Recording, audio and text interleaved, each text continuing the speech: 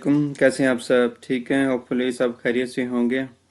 कल जो मार्केट ने रीबाउंड किया था, आज उससे ज़्यादा ही जो है ना मार्केट ने एक ब्लड बाथ शो किया है। तो ये लास्ट टाइम हमने एनालिसिस किया था कि इंडेक्स जो है यहाँ से रिट्रेस करेगा, रिट्रेस करने के बाद वापस आएगा।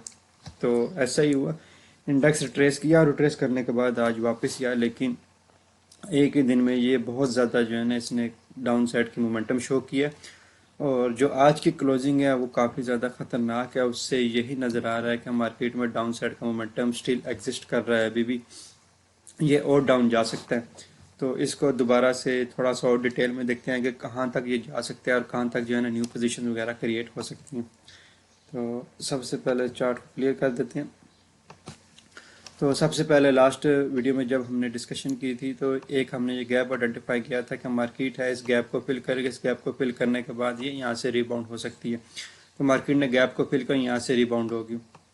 तो एक्चुअली इसको जो है ना पूरा यहाँ तक रिबाउंड होना चाहिए था। मैंने कल वॉइस भी किया था कि मार्केट का तकरीबन 1500 से 2000 तक पॉइंट का ऊपर का टारगेट अभी पड़ा हुआ है, लेकिन मार्केट जस्ट 400-500 पॉइंट ऊपर गई, लेकिन फिर वहीं से जो है ना वापस आ गई और काफ़ी बुरी तरीके से डाउन आई है।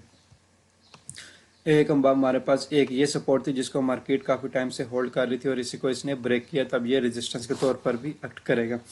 अच्छा, तो आज की जो क्लोजिंग है वो देखी जाए अगर वॉल्यूम के हिसाब से, तो आज की कैंडल बड़ी है और वॉल्यूम छोटा है। तो इससे हमें क्या पता चला कि जो सेलर्स थे वो फुल कंट्रोल में थे। आज बहुत ज़्यादा कंट्रोल में थे सेलर। अगर यहाँ पीछे भी देखें तो कैंडल्स बड़ी बड़ी हैं और वॉल्यूम भी जो है ना थोड़े से नॉर्मल है, अच्छे वॉल्यूम है।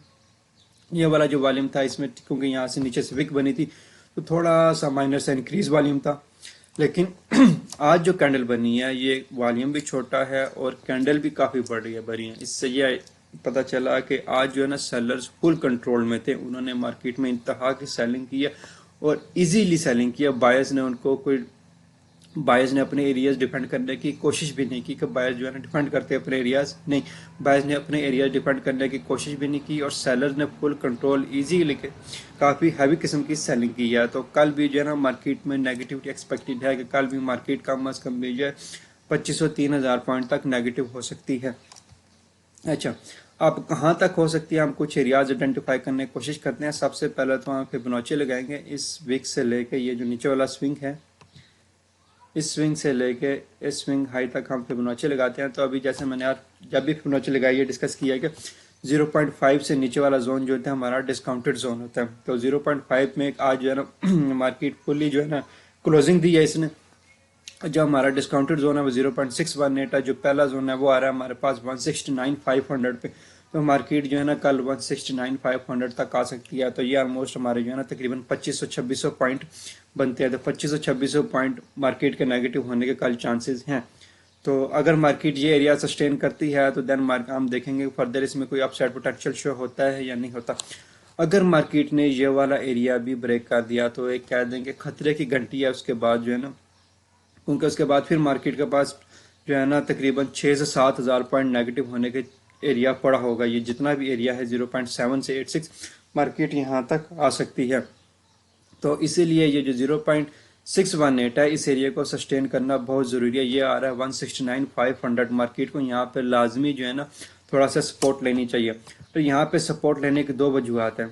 एक हमारे पास ये पीछे रेजिस्टेंस थी जिसको मार्केट ने ब्रेक किया। जब मार्केट ये रेजिस्टेंस ब्रेक करेगी तो ये एरिया जो है ना सपोर्ट के तौर पर हमारे लिए एक्ट करेगा। तो ये एरिया है हमारे पास SR इंटरचेंज,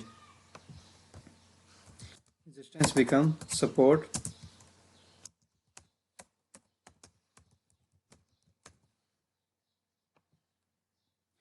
तो इस एरिया को जो है ना सस्टेन करना ज़रूरी है। 0.618 पे हमारे पास यहाँ पे दो कन्फ्लुएंस आ रहे हैं। हमारे पास पिछले रेजिस्टेंस है जो कि अब सपोर्ट में कन्वर्ट हुई है और हमारे पास ये 0.618 वाला नंबर है जो कि हमारा डिस्काउंटेड जोन में आता है। मार्केट को यहाँ पे हाल्ट होना चाहिए। अपना जो इसका बिरिश प्रेशर आ रहा है यहाँ पे रुकना चाहिए। अगर मार्केट ने ये ब्रेक कर दिया तो मार्केट का फिर कम अज़ कम भी जो है 63 पे आ जाएगी। ऑलमोस्ट हमारे पास दोबारा से 6,000 नेगेटिव पॉइंट होने के चांसेस के ऊपर बहुत ज़्यादा होंगे। तो ये कल 2500 पॉइंट तक हम एक्सपेक्ट कर रहे हैं कि 2500 तक मार्केट 2500-3000 पॉइंट नेगेटिव हो। तो ये एरिया का सस्टेन करना बहुत ज़रूरी है। मार्केट को यहाँ पे कुछ ना कुछ पोटेंशियल शो करना चाहिए, बुलिश मोमेंटम शो करना चाहिए। अगर उसने इससे यहाँ पे नीचे क्लोजिंग दे दी और वॉल्यूम भी एक नॉर्मल सा वॉल्यूम रहा और कैंडल अच्छी क्लोजिंग हुई, तो देन फिर हमारे पास एक खतरे की घंटी होगी, मार्केट में स्टिल 6-7 हज़ार पॉइंट नेगेटिव जाने के चांसेस हो जाएंगे। तो होपफुली आप देखते हैं कि इंडेक्स कल हमारे साथ जो है ना कैसे प्ले होता है। तो एक ये सपोर्ट है जहाँ पे इंडेक्स को सपोर्ट मिलनी चाहिए, ये ब्रेक हो गया तो देन फिर आपको पता लग ही गया कि तकरीबन 6,000 पॉइंट नेगेटिव होने के चांस बहुत ज़्यादा है, मार्केट के 163 तक फिर आने के चांसेस बहुत ज़्यादा होंगे। तो अभी ये हमारे पास जोन है जहाँ से मार्केट रिबाउंड हो सकती है, या तो फिर हमारे पास ये नीचे वाला जोन आ जाएगा तकरीबन 163 वाला, यहाँ पे एक छोटा सा गैप भी पड़ा हुआ है। तो होपफुली कल जो है ना मार्केट यहाँ पे रुके, थोड़ा सा रिबाउंड करे, क्योंकि मार्केट ने काफ़ी बड़ी करेक्शन ले ली है, काफ़ी ज़्यादा नेगेटिव हो चुकी है, तकरीबन 20-22 हज़ार पॉइंट जो है ना नेगेटिव हो चुकी है।